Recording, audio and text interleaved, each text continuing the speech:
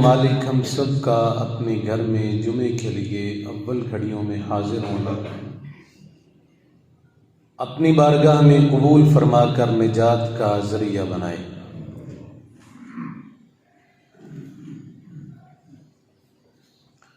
حضرات،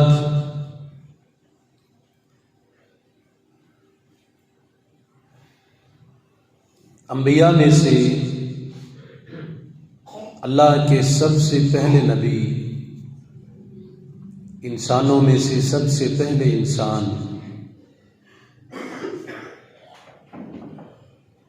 سیدنا آدم علیہ السلام کا ذکر آپ کے سامنے گزشتہ 2 جمعوں میں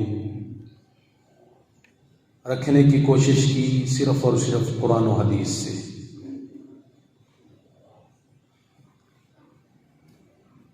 اس میں تاریخی روایات کی بھرمار ہے، ایک لمبا سلسلہ تاریخی روایات کا ہے جس کے متعلق ہم یہ کنفرم نہیں کہہ سکتے کہ یہ تاریخی روایات تمام کی تمام درست ہو سکتی ہیں، اس لیے ان تمام روایات کو یہاں پر ذکر نہیں کیا گیا۔ صرف جو باتیں قرآن و حدیث سے ہمیں ملتی ہیں وہ صحیح بھی ہیں، درست بھی ہیں، انہی کا ذکر انہی میں سے سیدنا آدم علیہ السلام کا جو ذکر اختصار کے ساتھ میں نے آپ کے سامنے کیا۔ اللہ رب العالمین نے سیدنا آدم علیہ السلام کو یہ فرمایا تھا کہ اس درخت کا پھل نہیں کھانا، لیکن ہمارے باپ سیدنا آدم علیہ السلام سے نسیان ہوا، بھول ہوئی، پھل کھا بیٹھے۔ قرآن حکیم کہتا ہے کہ پھل کھانے کے بعد اما حوا اور سیدنا آدم علیہ السلام کے لباس اتر گئے۔ اب یہ برہنہ حالت میں ہیں، لباس جسم پر نہیں ہے، تن پر نہیں ہے، تو قرآن حکیم میں ہی یہ بات موجود ہے کہ من ورق الجنہ، انہوں نے جنت کے پتوں کے ساتھ، جو درخت ہیں اس کے پتے توڑ توڑ کر اپنی شرمگاہوں کو چھپانے کی کوشش کی۔ تو اس سے یہ بات ثابت ہوتی ہے کہ غیرت انسان کی فطرتی چیز ہے، یہ انسان کی فطرت میں داخل ہے۔ حیا اور غیرت عورت یا مرد میں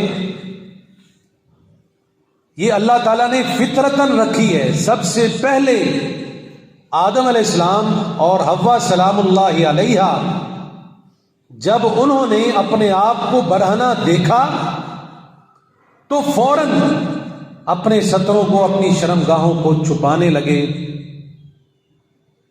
عورت میں بھی اور مرد میں بھی اللہ سبحانہ و تعالیٰ نے حیا اور غیرت فطرتاً رکھی ہے، اور اس کی مثالیں کئی ہمارے سامنے گزری بھی، اور کئی جگہ پر ہم نے اس کا عملی مظاہرہ بھی کیا کہ اللہ رب العالمین نے یہ مرد کے اندر یا عورت کے اندر کس قدر یہ غیرت کا پیمانہ فطرتی رکھا ہے۔ کوئی جتنی مرضی بے پردہ خاتون ہو، اس نے کبھی پردہ نہ کیا ہو، لیکن جیسے ہی وہ مردوں کے جھرمٹ میں آتی ہے تو فوراً پردہ کرنے کی کوشش کرتی ہے۔ یہ اللہ تعالیٰ نے فطرت میں جو چیز رکھی ہے وہی اسے ابھارتی ہے، وہی اسے دھچکا دیتی ہے، وہی اسے چوکا لگاتی ہے کہ دیکھ، تجھے اللہ تعالیٰ نے فطرت پر، غیرت پر پیدا کیا ہے، تجھے اللہ تعالیٰ نے بے حیا نہیں بنایا، تجھے اللہ تعالیٰ نے تیری غیرت کو مار کر پیدا نہیں کیا۔ سب سے پہلے انسان اور سب سے پہلی عورت نے ایک دوسرے سے غیرت کرتے ہوئے فطرتاً جو اپنے ستروں کو، اپنی شرمگاہوں کو ڈھانپا، وہ آج تک فطرت انسانوں میں موجود ہے.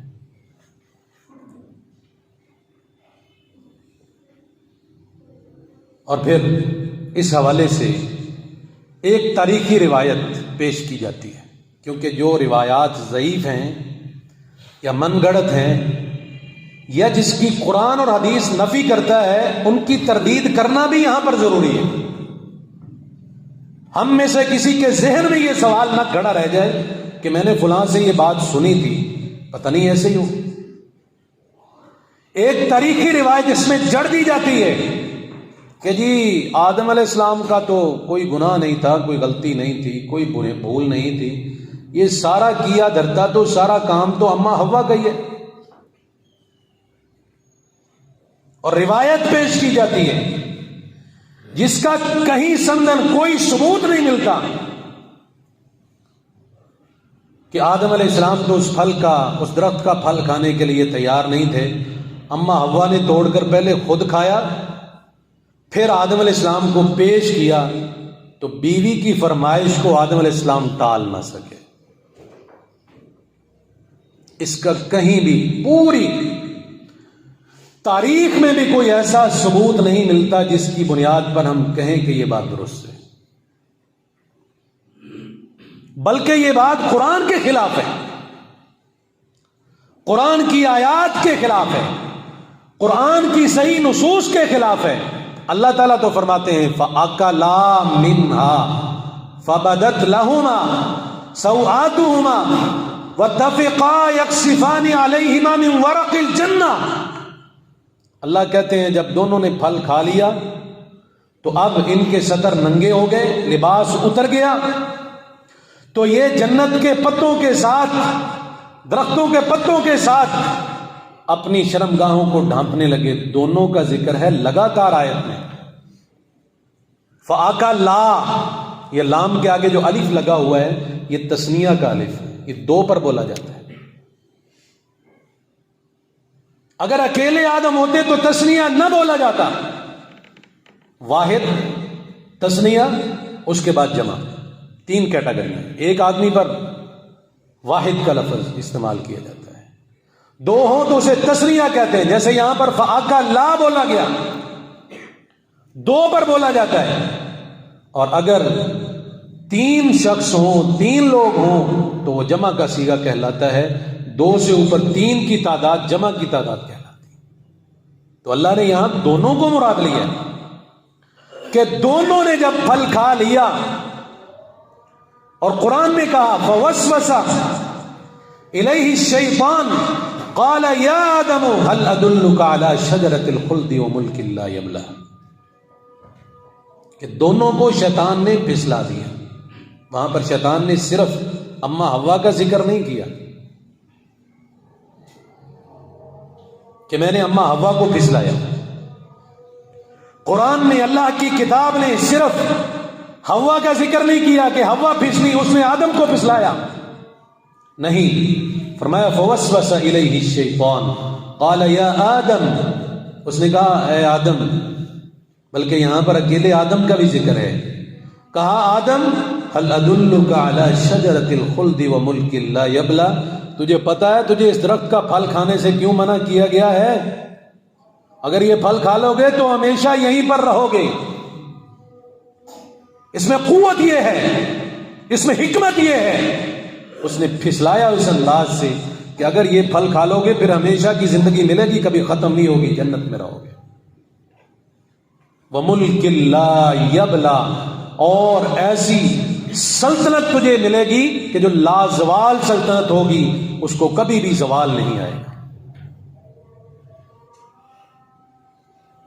تو سب سے پہلے یہ بات ذہن میں رکھیں. اس سے لوگ باتیں بناتے ہیں کہ جی دیکھو عورت جو ہے نا یہ فتنہ ہے، شروع سے فتنہ ہے، آدم علیہ السلام کو فتنے نے اس نے ڈالا اور آج تک فتنہ. اس میں کوئی شک نہیں عورت فتنہ ہے، مرد بھی تو فتنہ ہے. دونوں طرف اگر احتیاط نہ برتی جائے تو دونوں طرف فتنے ہیں. اللہ رب العالمین نے اللہ رب العالمین نے فرمایا کہ آدم اور حوا سلام اللہ علیہا دونوں نے ہی شیطان کے بہکاوے میں آ کر پھل استعمال کیے. یہاں صرف قرآن نے عورت کا ذکر نہیں کیا، دونوں کا ذکر فرمایا. دونوں نے پھل استعمال کیے اور اس کے بعد پھر اللہ رب العالمین نے ان کے لباس اس سے انہیں برہنہ کر دیا.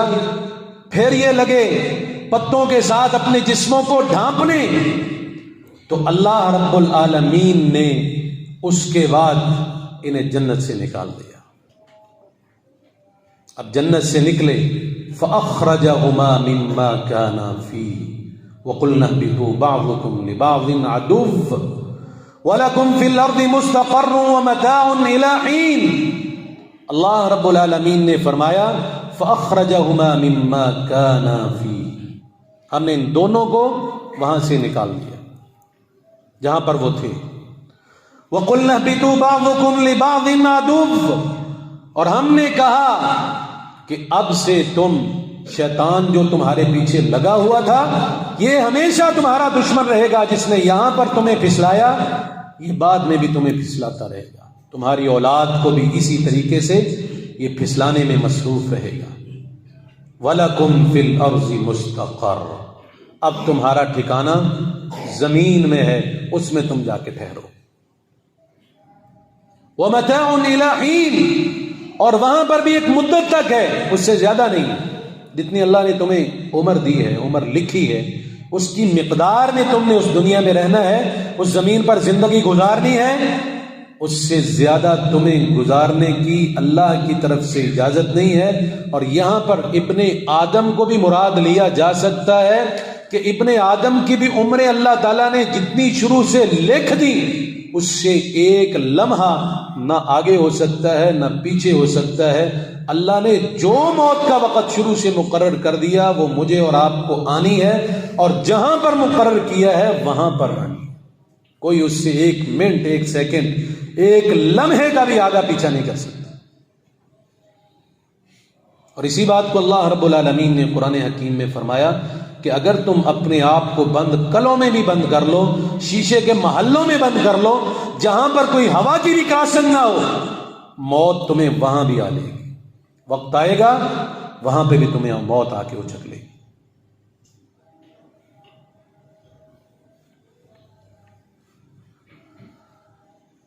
اللہ اکبر کبیرہ. اور اس کے بعد سیدنا آدم علیہ السلام، ان سے جو یہ بھول ہوئی اس کے متعلق لوگ کہتے ہیں کہ آدم علیہ السلام کی غلطی کی وجہ سے ہمیں اس دنیا میں آنا پڑا، ورنہ ہم ہوتے جنت میں. آدم علیہ السلام کی بھول کی وجہ سے ہمیں اس دنیا میں آنا پڑا، وگرنہ ہم ہوتے آج جنت میں. یہی مکالمہ بالکل اسی طرح سے سیدنا موسیٰ علیہ السلام نے آدم علیہ السلام سے کیا. صحیح روایات احادیث میں موجود ہیں. موسیٰ علیہ السلام ان کی ملاقات ہوئی سیدنا آدم علیہ السلام سے، تو انہوں نے کیا کہا، کیا آپ آدم ہیں؟ انہوں نے کہا ہاں میں آدم ہوں.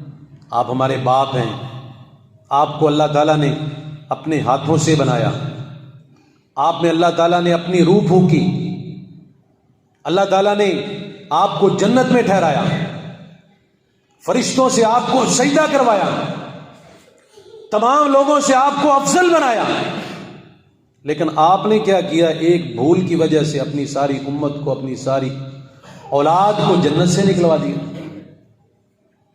اس وقت جو آدم علیہ السلام نے جواب دیا تھا نا، وہ بڑا غالب، بڑا اعلیٰ جواب تھا، جامع معنی تھا. فرمانے لگے کہ اے موسیٰ تو جانتا ہے اور مجھے اللہ نے بتایا کہ اللہ تعالیٰ نے تیرے ساتھ کلام کیا ہے، یعنی تیری بھی بڑی شان ہے، تو کلیم اللہ ہے، تیرا ایک اپنا مقام ہے، تیری ایک اپنی رفعت ہے، بلندی ہے، تیرا ایک اپنا شان ہے، تیری ایک اپنی جگہ ہے اللہ کے نزدیک. لیکن موسیٰ مجھے یہ تو بتا کہ اللہ تعالیٰ نے یہ ساری چیزیں میرے پیدا کرنے سے پہلے لکھ دی تھی کہ اس طرح ہوگا، پھر اس میں تو مجھے قصوروار کیسے ٹھہراتا ہے؟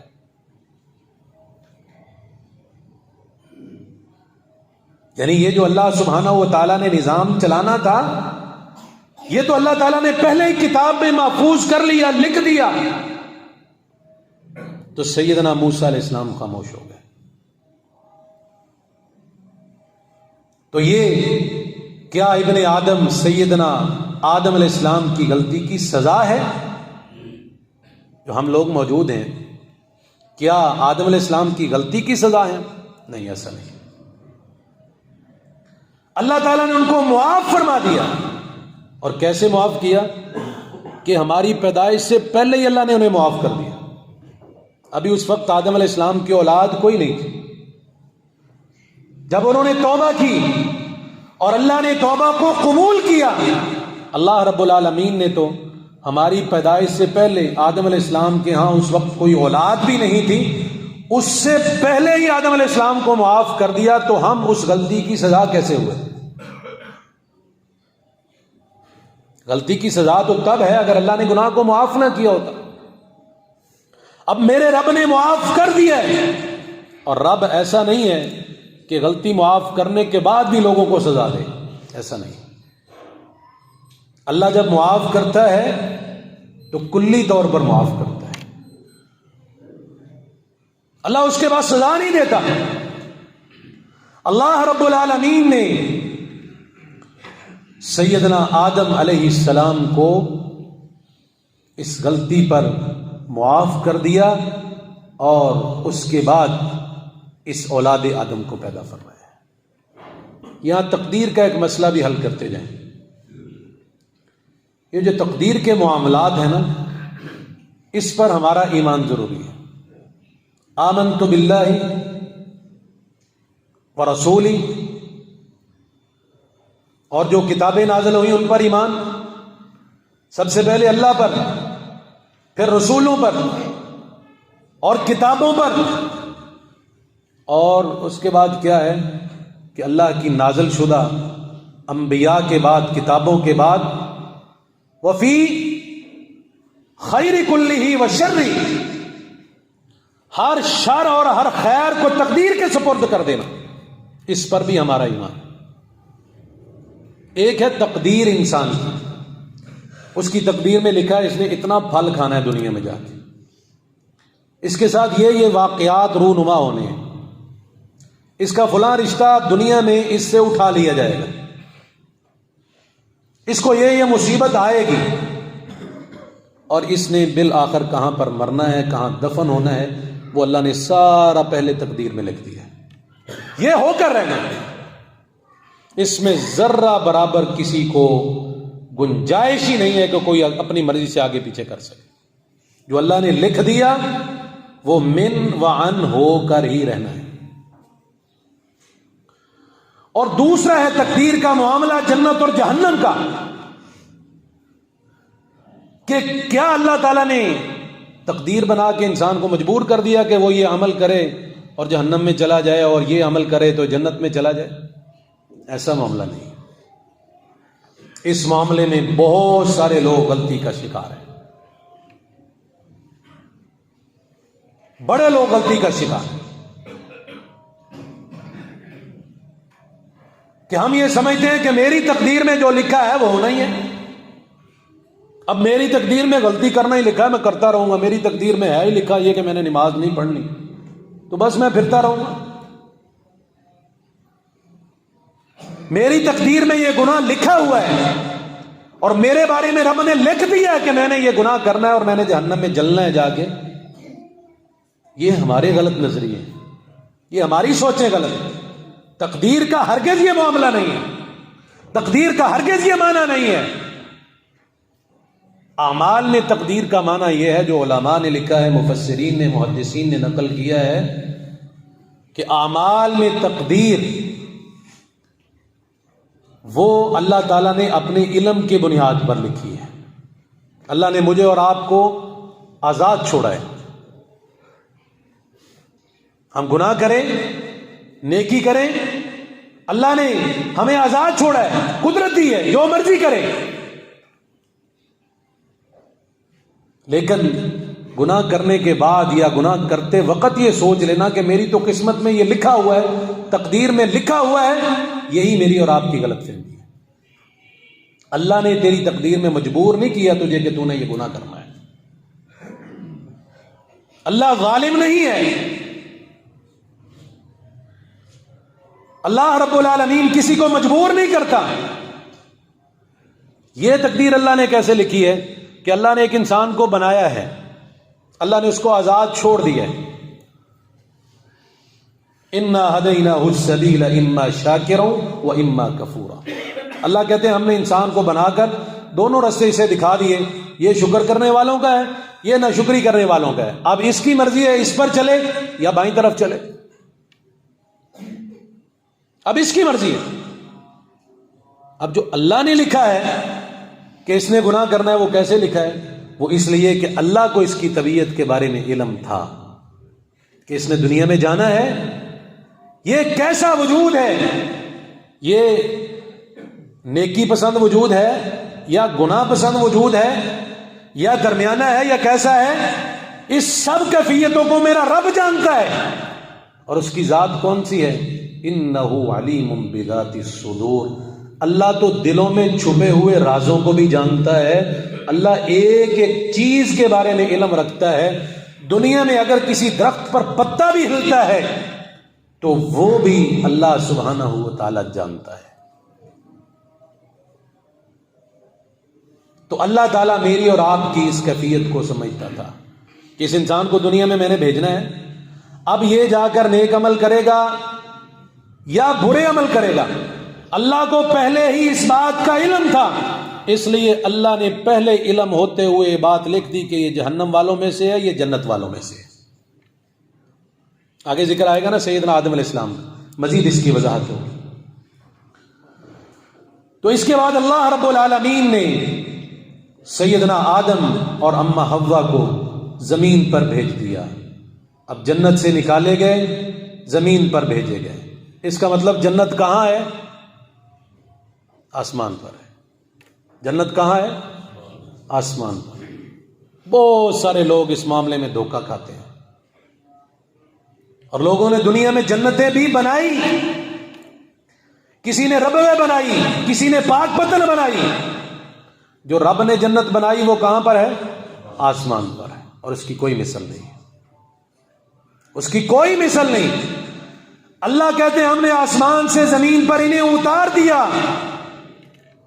اب پھر آدم علیہ السلام کے دل میں وہی بات کھڑکی، یار میں نے گناہ کر لیا ہے، اب مجھے اللہ سے معافی مانگنی چاہیے۔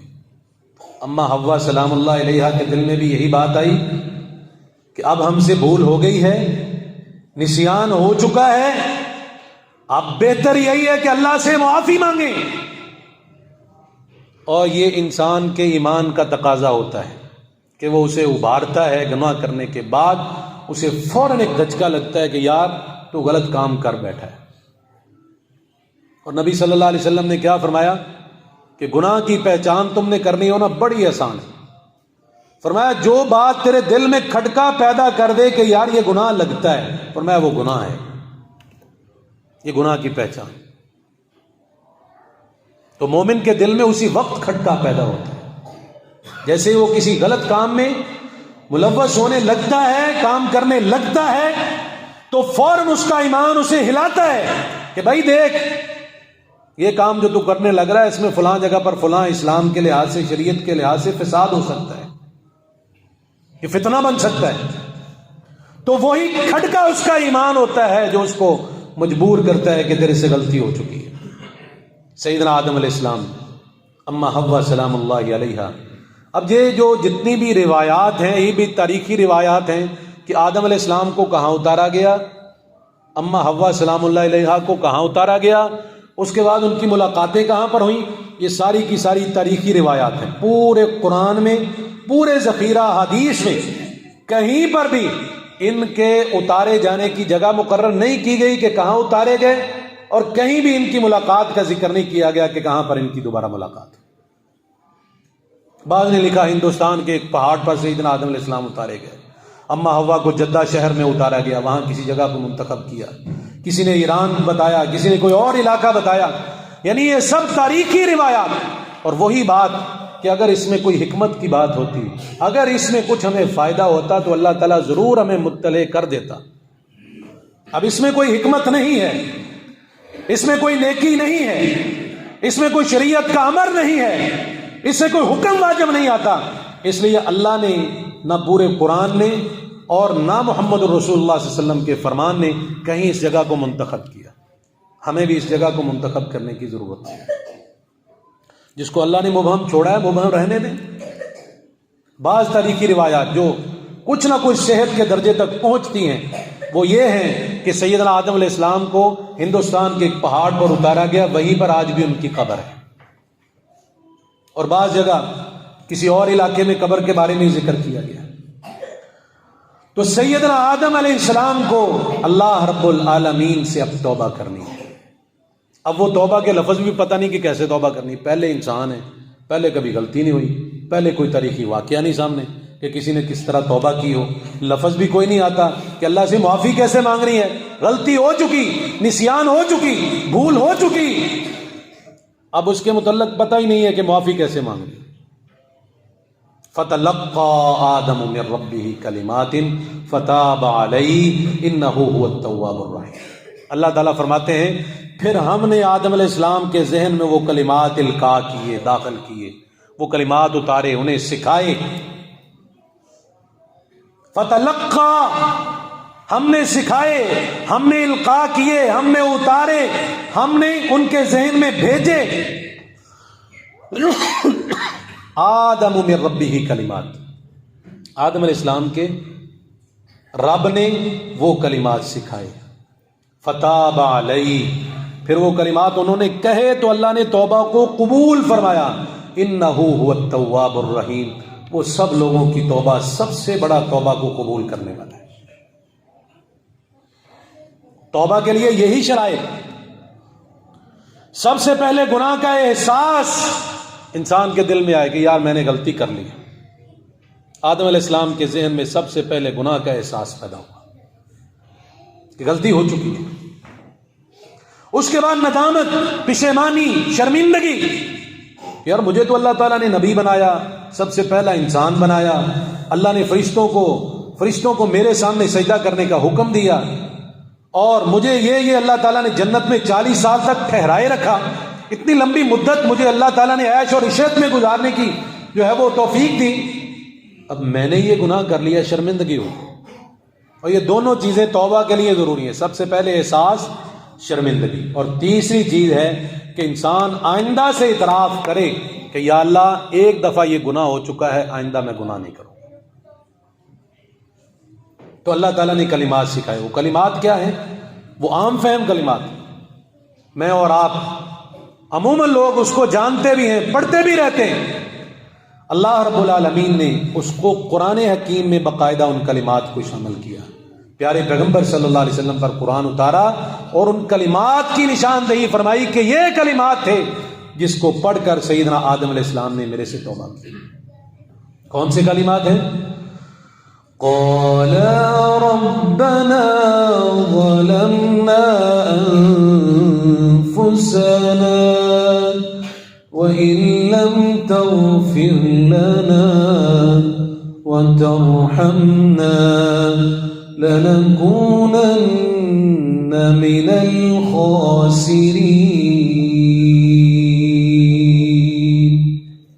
سیدنا آدم علیہ السلام اور حوا سلام اللہ علیہ دونوں کے حوالے سے آتا. قالا، دونوں نے کہا، ربنا ظلمنا انفسنا وان لم تغفر لنا وترحمنا لنكونن من الخاسرین. اے ہمارے رب، ہم سے ظلم ہو گیا اپنی جانوں پر، اور اگر تو نے ہمیں معاف نہ کیا اور ہم پر اپنی رحمت نازل نہ کی تو یا اللہ ہم خسارہ اٹھانے والوں میں سے ہو جائیں. یہ دعا بڑی اہم دعا ہے.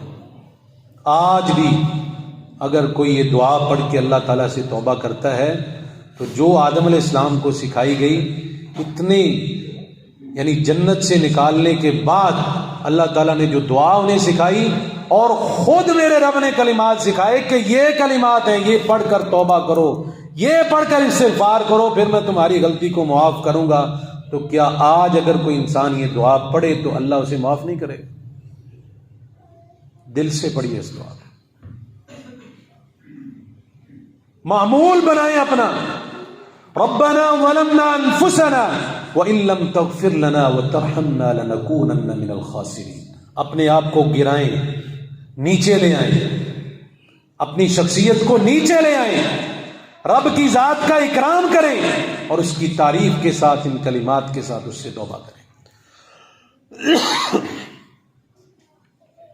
اب یہ دونوں اما حوا سلام اللہ علیہا، سیدنا آدم علیہ السلام، اللہ تعالیٰ نے توبہ قبول فرما لی، توبہ قبول کی، اور اس کے بعد اللہ سبحانہ و تعالیٰ نے پھر ان کے ذریعے اولاد کا سلسلہ شروع کیا۔